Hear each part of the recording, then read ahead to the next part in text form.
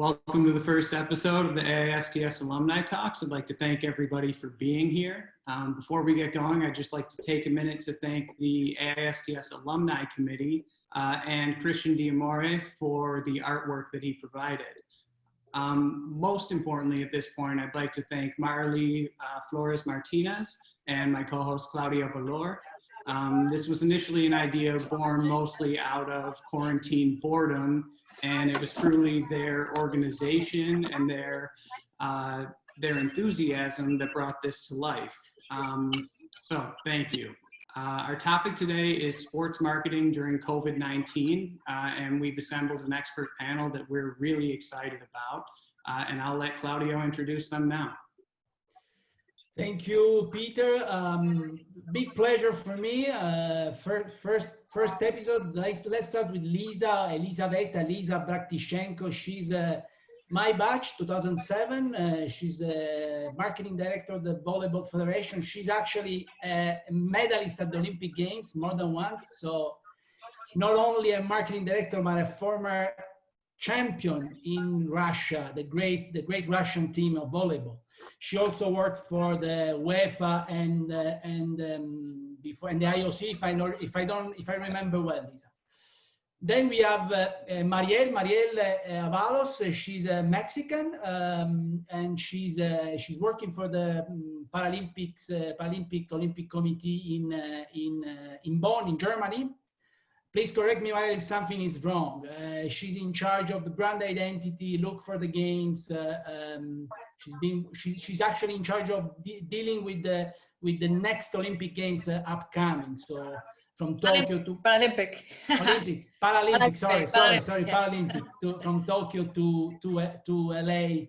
Going through Paris, and so she can give us a good overview onto the top partners, so the sponsorship side of the Paralympic partners. Same on Stephane Mottaz. Mariel was 2013 batch. Stephane Mottaz also 2007 himself.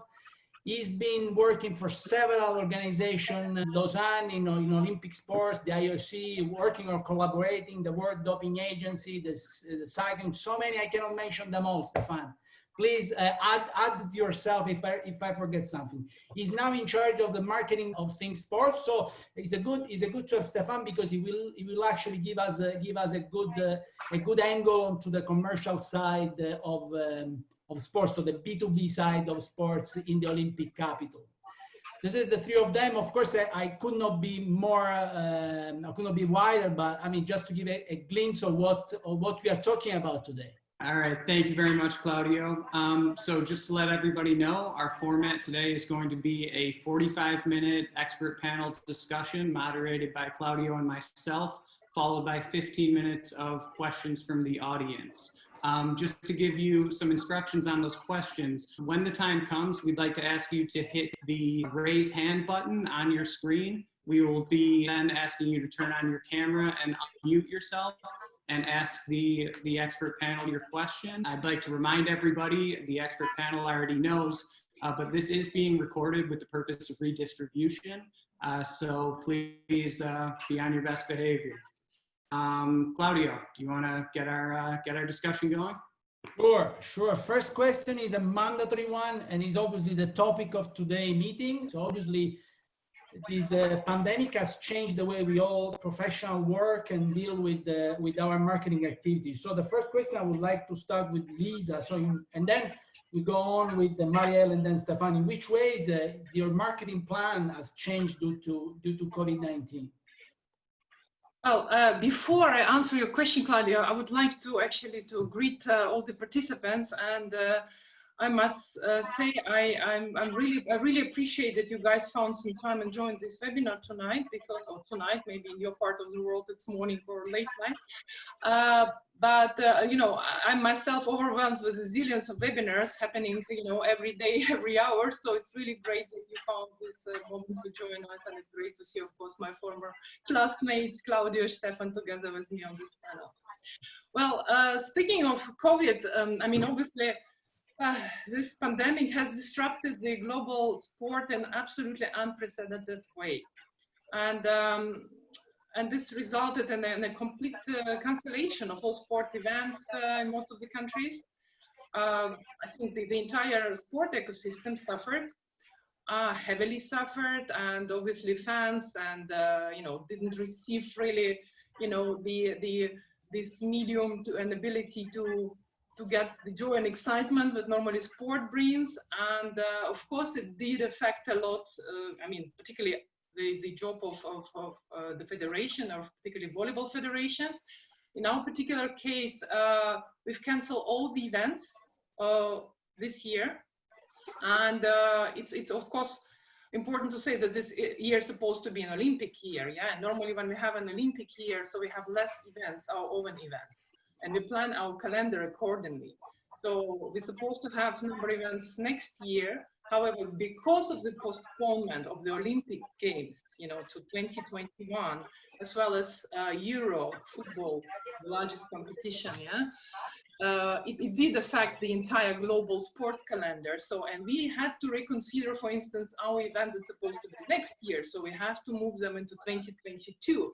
So this entire shift in the, you know, in the entire volleyball calendar had affected a lot, of course, our activities. You know, obviously when you plan certain promotional campaigns, when you search certain activities, we plan, for instance, to launch a new beach volleyball event next year, so it's been postponed. So we plan to have beach volleyball world championship, it's been postponed. So it does affect a lot, not only, you know, marketing activities, it affects the athletes, it affects the organization of the event. So it's quite a complex issue. So if I answered your question, or you want to know a little bit more, so because we don't have much time, I don't want to go into many details, but I guess in the conversation we can touch certain points later on. Thank you, Liz. It's fine for now. Mariel, up to you. Yeah, well, I first of all, even though Liz already touched on that, I want to just thank you, Peter, Mariel, and everybody involved in this to organize this AISTS talks. And just to answer your question, I will just follow what Liz just said. For us, as the Paralympic Games are our main event, so basically all of our marketing activities were geared towards the Paralympic Games and in generating awareness and interest of the games, of course. And when the games are postponed and all the different sporting events are postponed, then obviously change our plans 180 degrees. And of course, everything that has to do with spectator experience and an audience, right?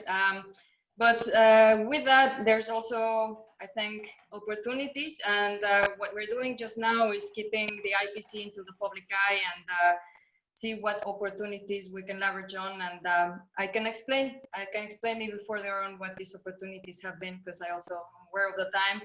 But there have been great initiatives by our sponsors. I'm just going to give one example. One has been Autoboc, which is one of our worldwide Paralympic partners, which you might not know, but Autoboc is our partner for everything that has to do with prosthetics. And they created this amazing initiative called Passion for Paralympics Relay, in which they are thinking of keeping the IPC into the public eye and obviously having the athletes be part of this movement, and taking this time now that the games have been postponed. They have created a series where they're athletes interviewing other athletes, and they just share amazing experiences that they have had, and you really get to see the athletes on a different perspective, and that's also like a very nice thing to see during this period of time. So there's a challenge, and there's an opportunity, I will say. Thank you, Mariel. Stephane, you want to touch a little bit more onto the business, even though Mariel already spoke about these sponsors of them, but you want to touch a little bit more how the sponsor reacted to that disruption of the calendar. Yes, well, clearly, when it comes to the sponsorship, there is probably two different types of sponsor. The one that are clearly related to the sport itself, so sponsors/suppliers, and usually all their business are also disrupted. And so that's they understand perfectly what's going on, and they also set new priorities for their business, and sometimes they have to cut into some budget or postpone simply. When it comes to the sponsors that are not directly linked to the sports world and more brand willing to create some awareness and so on.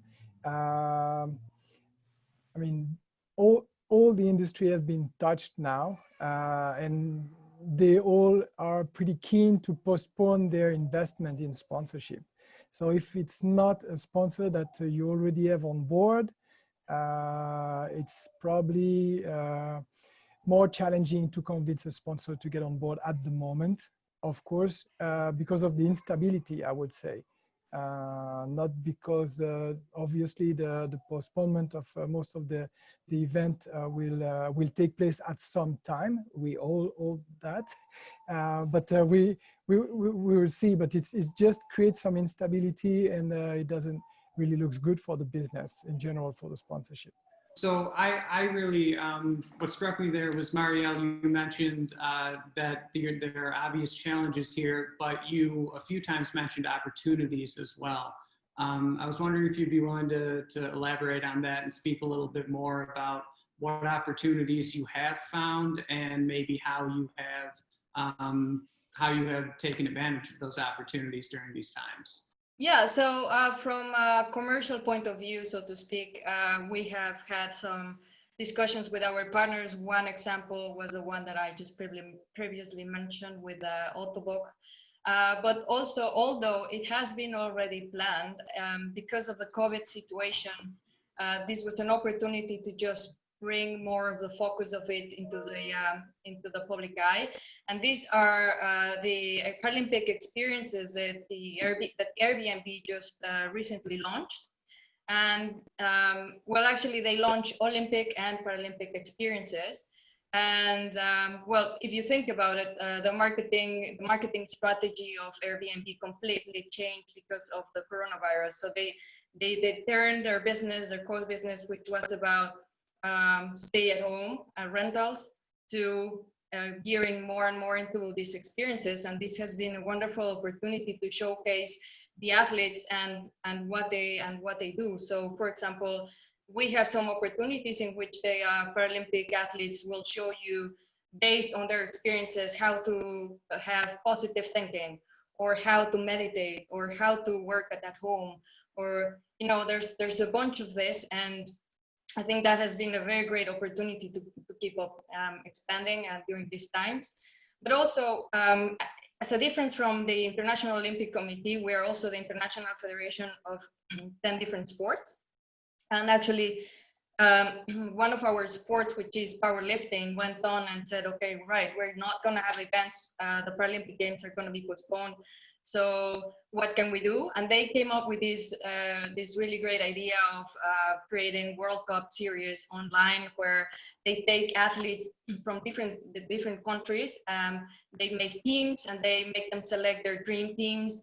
And they also involve the fans, so that they can also create their dream teams, and they choose them and select them based on how much they can lift. And I mean, it's kind of complex, but these have proved very positive for the sport and also for the IPC. I mean, these days people are looking more and more into finding information online, so this has been a perfect time to do that. But also, I will say that it's also maximizing the things that were already there. So for example, very recently we had the World Accessibility Day, in which all of our movement really joined forces, and we're sending out messages that champion disability and inclusion, really.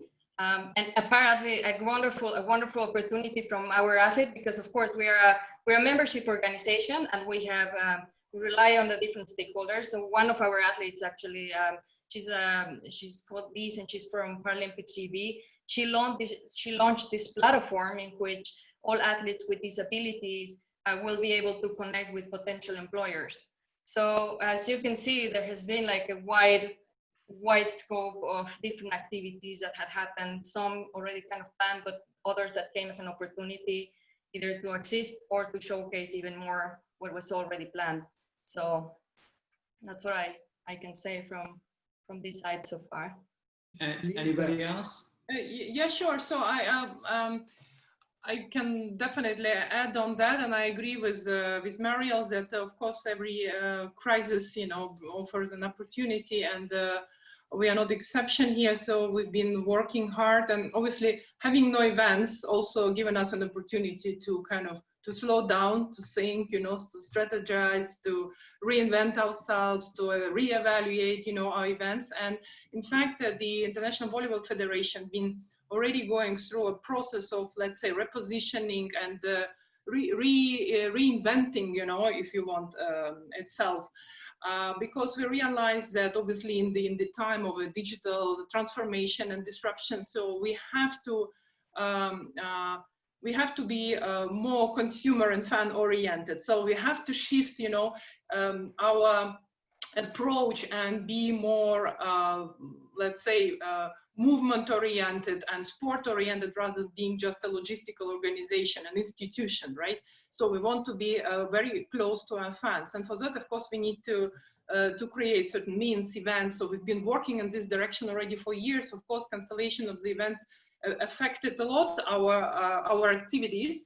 Nevertheless, we've been doing really great in digital area. So our digital fan base grew exponentially in the last couple of years, and this gave us an amazing opportunity also to let's say explore it better, to connect better with our fans. We produce lots of digital content lately, and obviously it's not you know, a secret. Everybody knows that digital consumption increased dramatically during the COVID time. So fans are looking for content and missing this joy and excitement and emotions of the sport.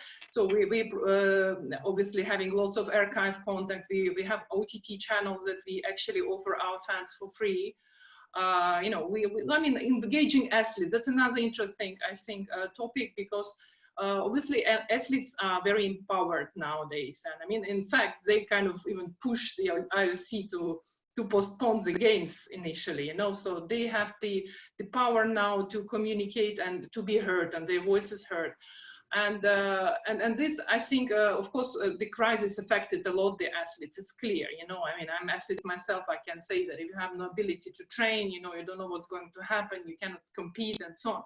So, and this gave us an opportunity to connect better with our fans, to get closer. That's something what was missing in the past, in fact.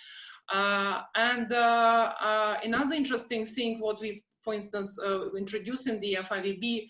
We realize that, of course, because of the cancellation of the events, I mean, as well as our federation, we are lacking income, right? So this year, so Olympic Games are not happening. We are not getting income from the Olympic Games. Our events are cancelled. So our budget basically was cut as well. And also some of our athletes, they're missing income as well, because particularly beach volleyball players, they're 100% dependent on our events in terms of income.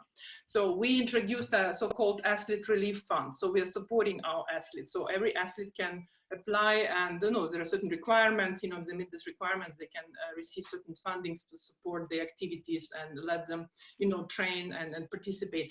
And I think this created this amazing, I think, if you want, solidarity, you know, something maybe probably what we missed in the past. From my point of view, we were always a little bit sitting in our castle, you know, kind of disconnected, you know, maybe from our fans, from our, you know, athletes. And this crisis brought us closer, like, you know, we are all together from different countries today in this webinar. So it gives an opportunity to connect better. And I think this is one of the most important things, because I think in the time like that, you know, you can be a little bit philosophical, and I guess we all went through this exercise. You kind of prioritize different things, right? Health and sport goes hand in hand with health. And we go to the basics of sports. It's not just commercial. It's like, what does actually sport bring? Why do we exist, you know? And I think we need to go to these basics and really make sure that sport unites people in these challenging times. Great. Thank you, Lisa. Fully agree with Lisa. I totally understand and realize that this crisis help us in sport because it's a specific industry. Realize that we need to put the athlete at the center again and again and again, because it's not the first time we say it, but sometimes business become business first and we forget. So we have to come back to and say, guys, the strategy is athlete first. And in general, what we've seen in the ecosystem is that we need some additional touch of humanity in the leadership and in our daily work.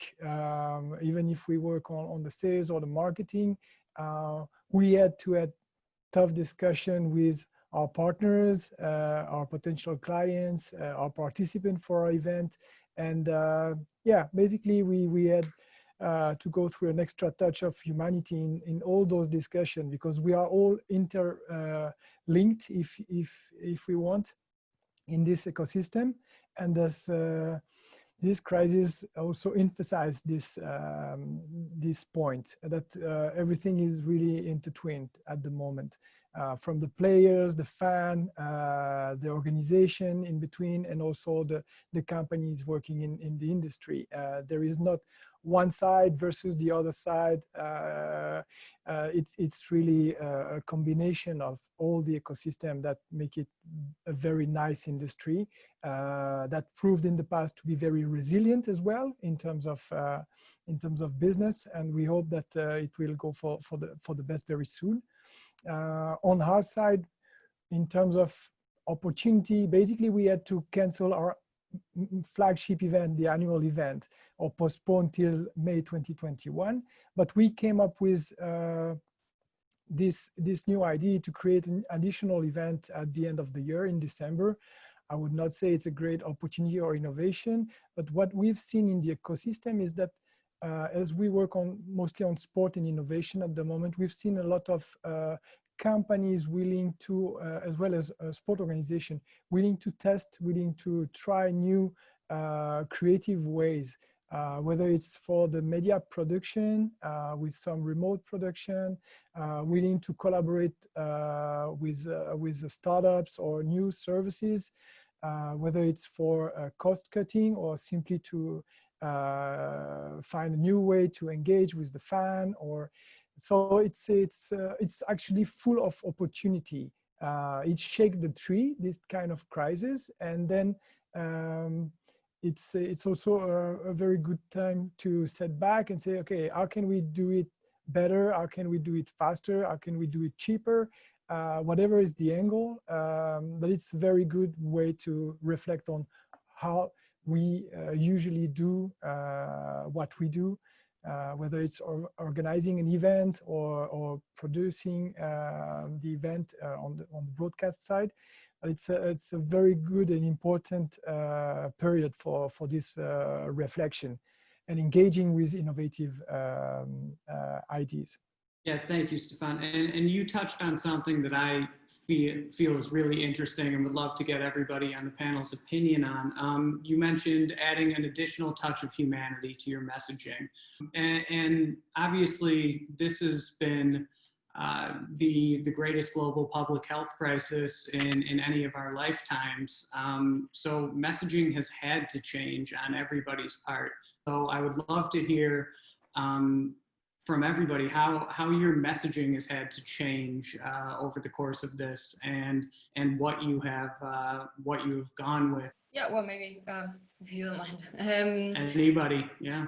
Yeah, so actually I love that point that you touched, because the IPC basically, it's in its vision to make for an inclusive world through sport. And it is very important what you're talking about, Stephane, and Liz, you also talk about it, this human touch. I think more than ever, this pandemic put us into a point where we really need to think about what we're doing and why are we doing it, and what legacy do we want to leave behind. I do agree, Stephane, that like when sometimes we get busy thinking about the business, get very busy with the daily movement, but it is important to think about this, because in the end, we're all linked together. So it is a time now that, yes, at the beginning, this happened so fast that you had to quickly change and adapt and generate content and send out messages. But at the same time, it's also making us question ourselves, what's our societal role as an organization, each of our organizations. And as mentioned before, like what really do we want to leave behind, and just refocus or repurpose our activities to build into that goal. That's what we're doing now, but of course it takes a little bit of time, and it takes, you know, different departments and resources, but with a changing situation, hopefully we're gonna shift our marketing plans more into that sort of activities and messaging. And I can probably add on that. I mean, that's what we are trying to do as well now. So since we don't have events, so it's kind of not easy to quickly come up with, you know, with the right approach and messaging. And you know, it's interesting with this pandemic, it's a moving target, huh? So, and nobody knows the exit strategy. So that's a problem here, you know. So you kind of even when we were canceling events, we were canceling them, you know, one by one.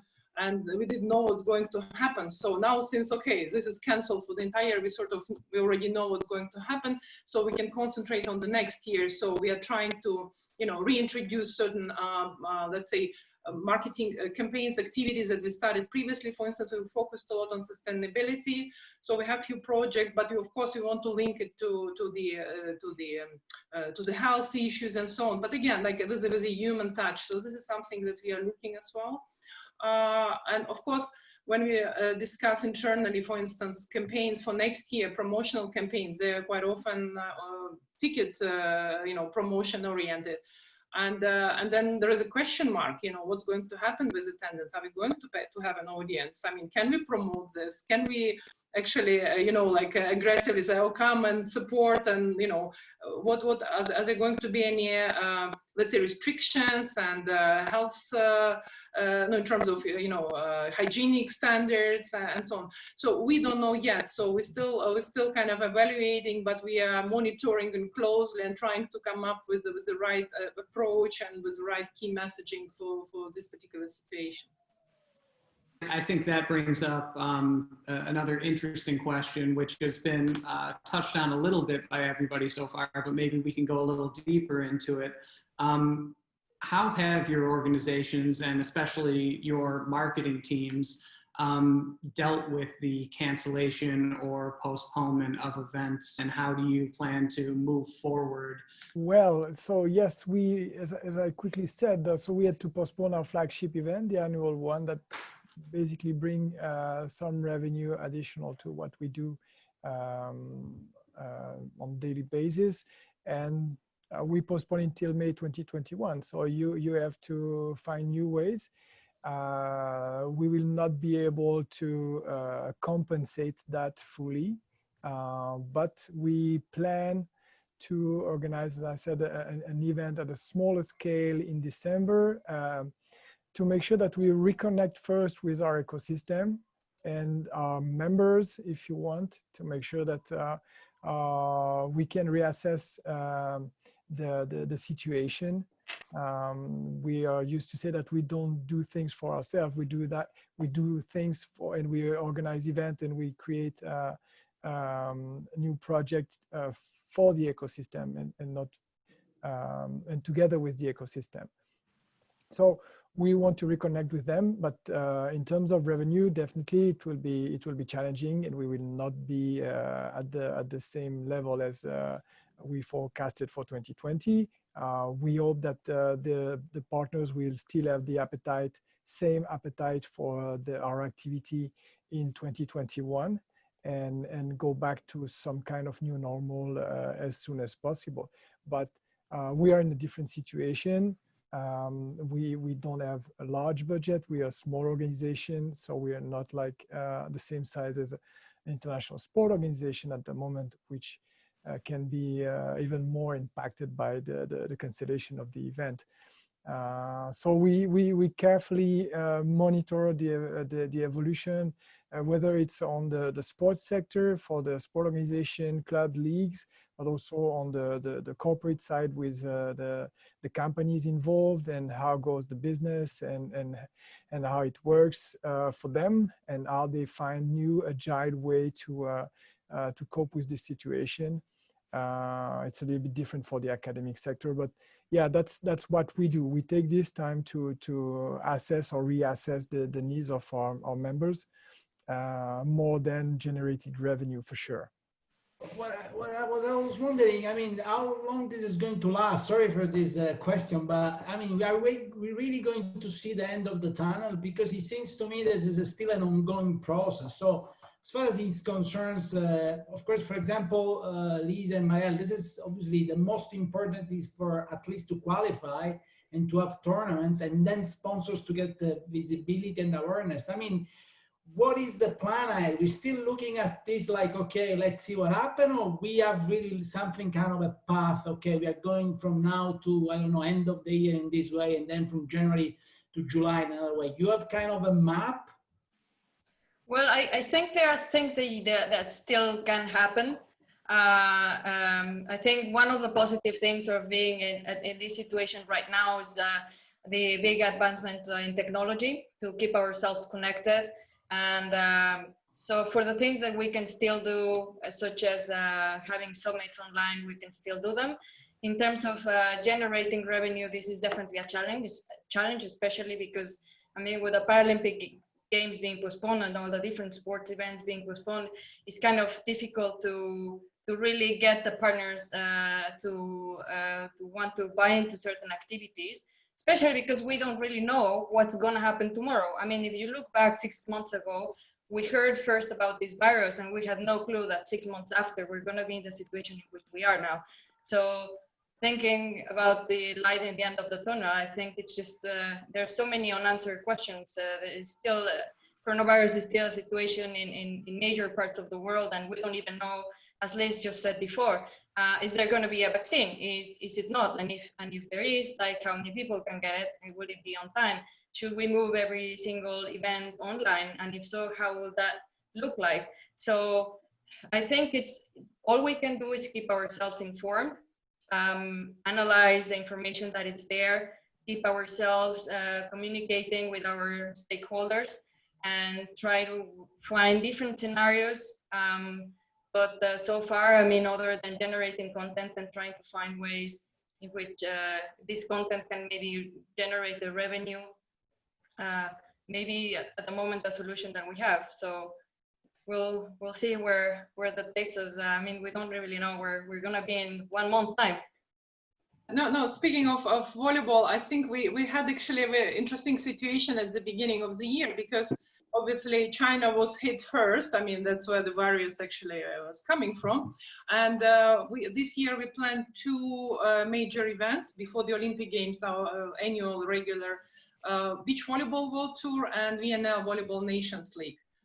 And so actually Volleyball Nations League is normally organized in 22 different countries. Imagine logistics, yeah? So we're playing in every continent except Africa. So we're in Australia, North America. So it's like, logistically, it's a complex, very complex, 260 matches.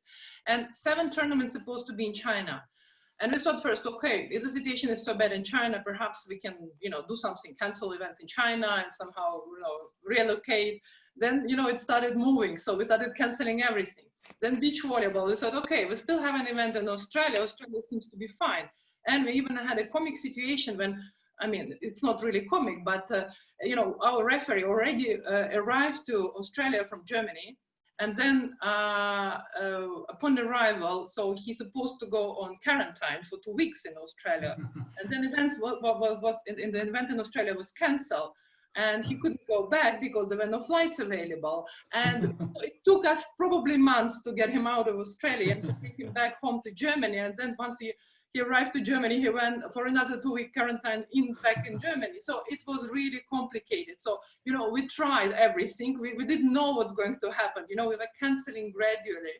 So, but now everything we realize there is no point, you know, because we consulted, of course, all our affiliated national federation, countries where events are organized, and we realized that we are dependent on them. You know, situation varies from country to country. So, I mean, logistically, it's just impossible to organize.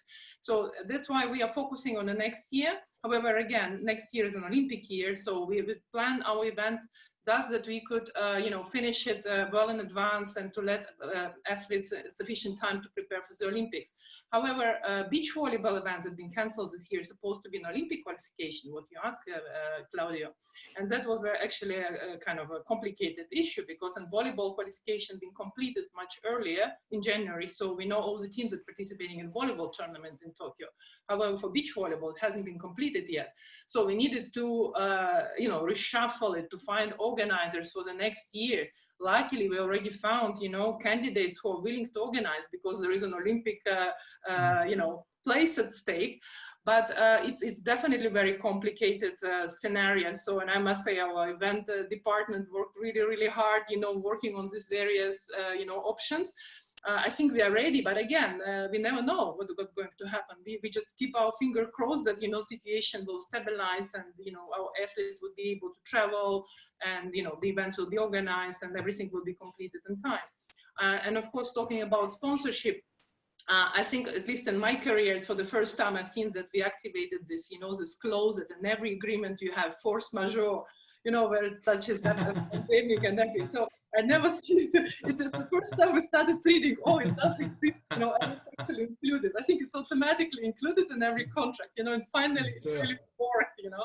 So and it's really cool, because again, I think our partners also are all on the same boat, right? So there is a good understanding, and obviously if we didn't deliver right this year, and so we would offer them an opportunity to deliver this rights next year, even if their contract expired this year. So we're still negotiating, but this is an opportunity, and that's how we're handling our partnership. Because normally our cycle runs, you know, in Olympic cycle, so it's supposed to end in 2020. So we're kind of extending this opportunity to 21.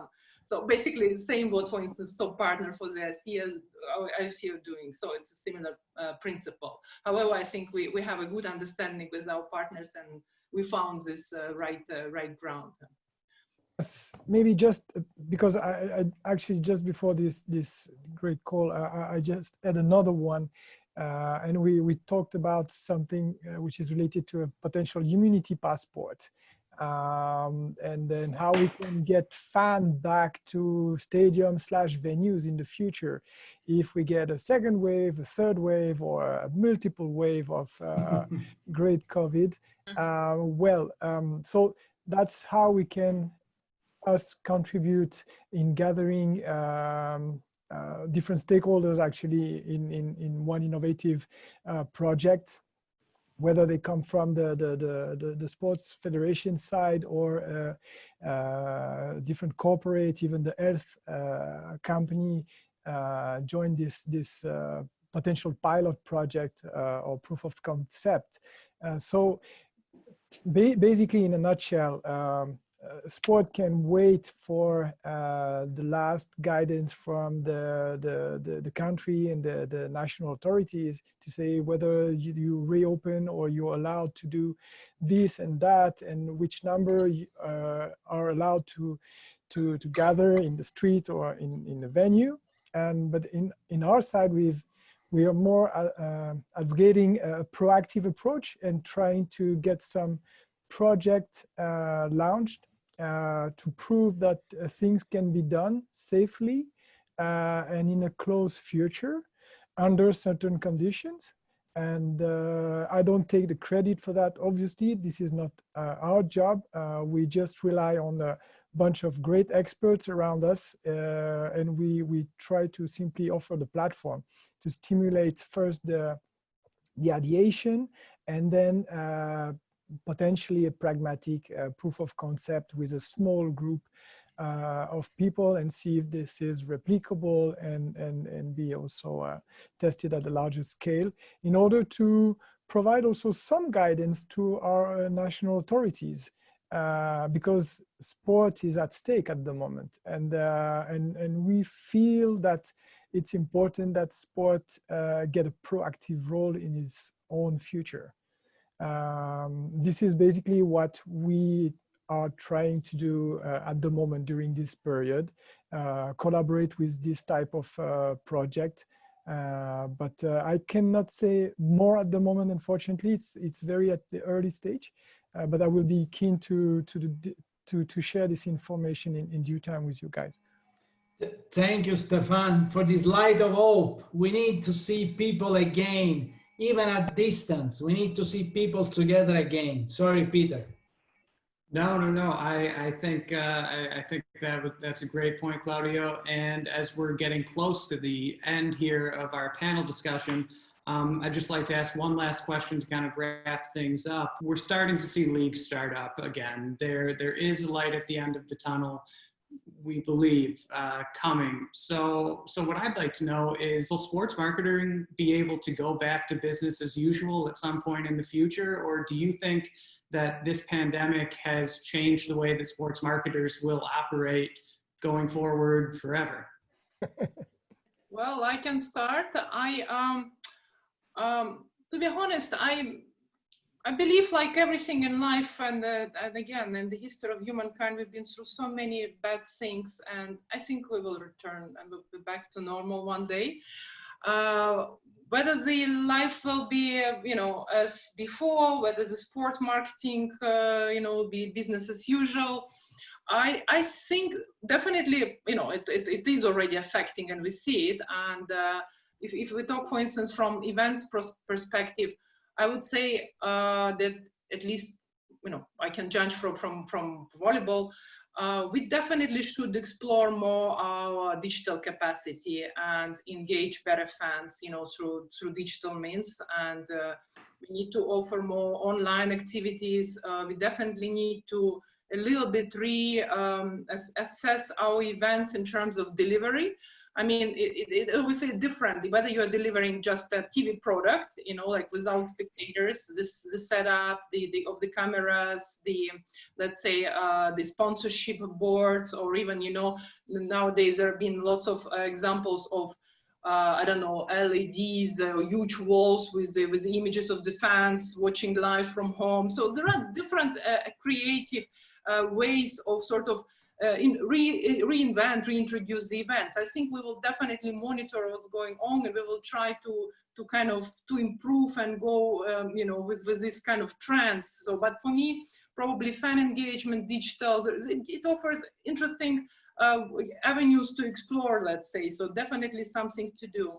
But on a broader kind of scope, I think, I'm thinking, like, when this terrorist attack happened in the Olympic Games in '72 in Munich. I mean, who would have thought, But after that, the strict safety measurements been introduced, in all the Olympic venues and so on. And now, if you go to the Olympics, it's like it takes hours and hours to get to the venue, and it's normal. Yeah.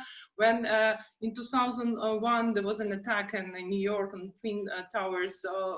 New measurements being introduced in the airport with with the little plastic bags and whatever, and we got used to that. So probably something similar would happen, with sport. There will be new habits, new standards, but we will adapt. I mean, we are human beings, very adaptable creatures. I believe, we are survivors. And another interesting thing, I think, after this crisis, definitely the strongest will survive. So I mean, in terms of sports, and there will be new approach. I also follow certain research that's been done lately, and been interesting. I mean, not so encouraging, unfortunately, numbers. That, I mean, there was a research done in 17 countries. I think it was a global index, and nearly 70% of the people actually are not prepared yet to return to the indoor events, sports venue and so on.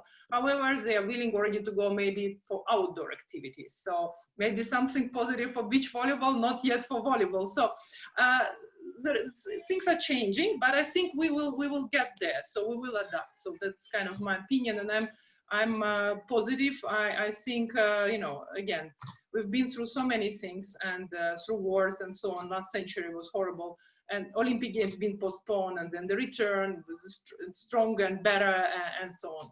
And next year Olympics, I actually agree with, I think it's Thomas Bach who said that, you know, the Olympic Games could be like a light in the end of the tunnel for most of the people, because we need hope, and sport definitely brings this amazing emotions and passion that no other thing can bring to our life. Well, I agree, and I think that that is a great way to wrap up our panel discussion here. And we actually have a lot of questions coming through, so I'd like to make sure we get to all of those. So sorry, Mariel and Stephane, but I'm sure you can take some of these questions. The first one was asked in our chat and I'll remind everybody, if you do have a question, as some people have already, please hit the raise hand icon on your screen, and when your time comes, we'll ask you to unmute your audio and turn on your camera and address the panel for your question. But the first one did come through via the chat, and it's from Pedro Cunha. What existing and paused projects from your organizations had to be accelerated to achieve this new scenario's goals? And maybe Mariel or Stephane, do you want to take that one? So from our end, it has been definitely the generation of content and online activities. Similar to what I just mentioned before, it's just the different members like sports and partners getting together, putting things up and acting quickly to keep on the organization on the public eye, keep engaging with the fans, and yeah, just keeping up the message. So yeah, like the World Cup, like the online World Cup, or the different initiatives from our partners, I would say in particular. I hope that answered that. Is that answering the question? Let's see if Pedro is happy or has anything else to reply on that. Second question was from Ana Vivas, if I'm not mistaken. It was. Yes. Yeah. Yes, hello. Hi, Anna. So I'm Ana Vivas from Colombia, Bogota, Colombia. Hi, Ana. I do work for the Colombian Cycling Federation, and I feel very identified with all these things we've been talking about, marketing-wise, sports-wise, travels-wise, because, I mean, cycling is not a closed-side sport. We move all around. So in this crisis, cycling has been like over. We haven't had any competitions. So technology was really helpful for us because there's this platform called Swift. So cyclists started to train on Swift, and it became such a big trend that we decided as a federation to make a virtual race in Colombia with all our cyclists, with our big guys, and we involved our sponsors also. So they made part of the race. They also were giving the jerseys, the podium jerseys to the winners. So this crisis have made us reinvent ourselves, like force ourselves to go beyond.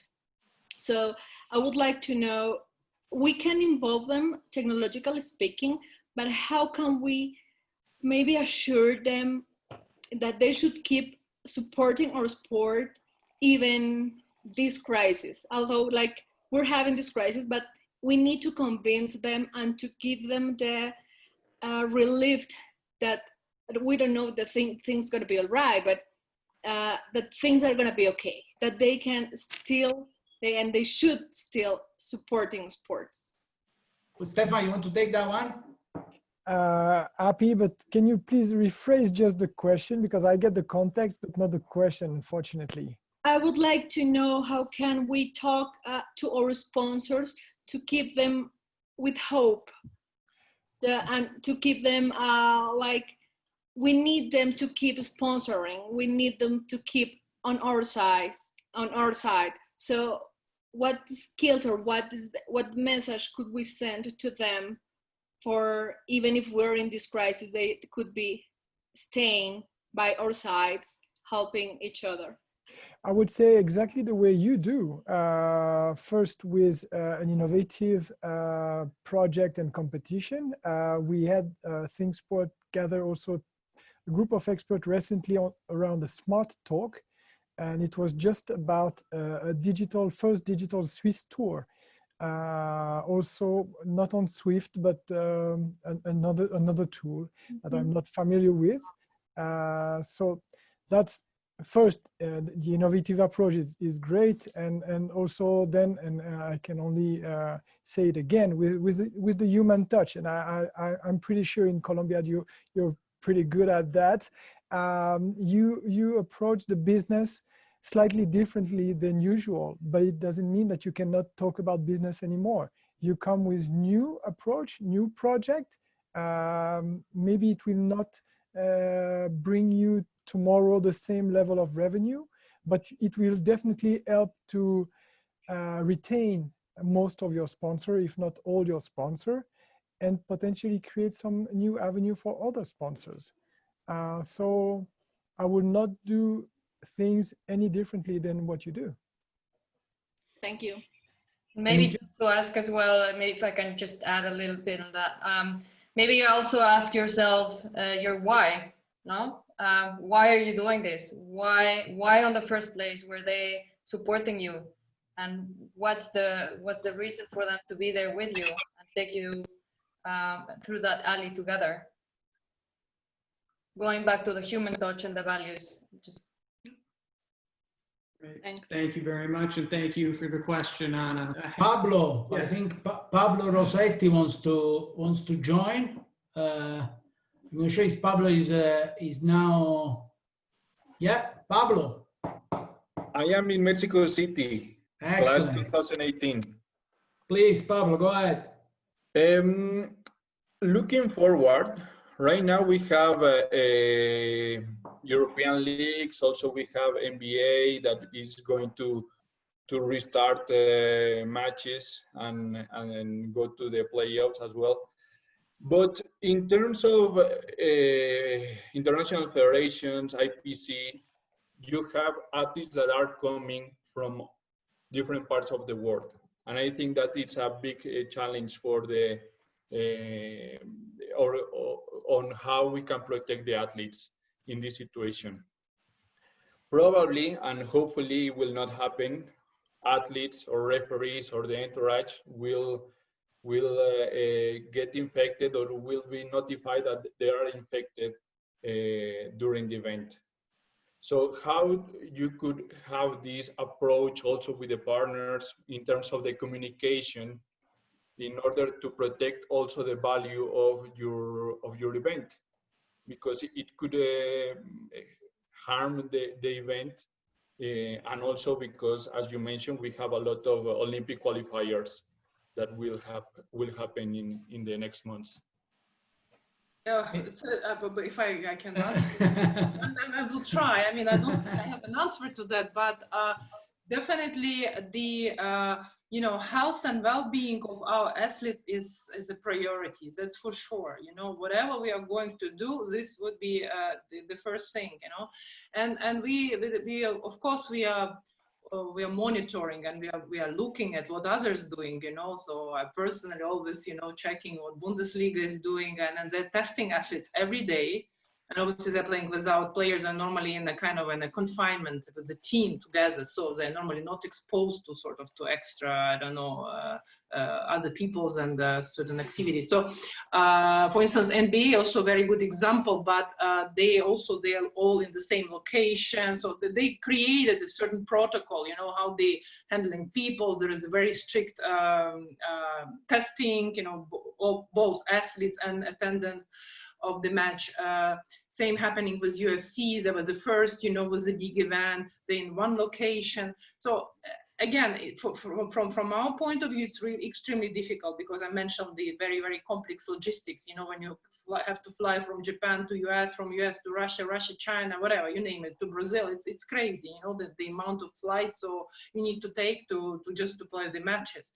So of course the safety is the priority. So and if there would be certain requirements that, you know, we would not be able to play with the spectators. So we will adhere to these requirements of the state or whatever, because obviously it will be also dependent on the situations in the specific countries. But we are monitoring that. At the moment, it's very, very difficult to predict. But we're already working on a kind of a new medical protocol on the potential testing and what's going to happen and so on, certain standards in the venue. So of course we are already trying to foresee that. Mariel, you want to close with your, nothing is probably more important than in your job with the Paralympics, of course, about health. Yes, of course, definitely. And I completely agree with what Liz just said. And I will actually add that for us it's even extra complex because we have to classify athletes ahead of the Paralympic Games, and we need the sport events to classify them. So right now, it has been challenging to find ways on how we do it. But until now, we haven't found a solution yet. We are in contact with the classification teams, with the medical teams. We are trying to see what we can do because, of course, the health of the athletes is primordial. The health of everybody working around the sport events, all the way to spectators, it's key. So we don't have an answer yet, but we are also assessing what the best scenario could be given the current ever-changing circumstances. Thank you. Thank you, Maya. Peter, you want to close and wrap up the session? Yeah, that looks like our time. And we had one hand raised, my classmate Nikolai Sanayev, but I guess we took too long to get to him and we signed off, which anyone in my class would not be surprised at that. So I just want to take this time to thank our expert panel. You were wonderful. We really appreciate you showing up for this first episode and contributing your opinions and your expertise. And I want to thank everybody who joined us for this first episode as well. We had a great turnout, and please keep a lookout for next month's episode. And we look forward to seeing you all again. Thank you very much, everybody. Thank you, Peter. Thank you, all of them. Thank you very much. Thank you for organizing. Thank you. Bye-bye. Stay healthy, guys. Thank you.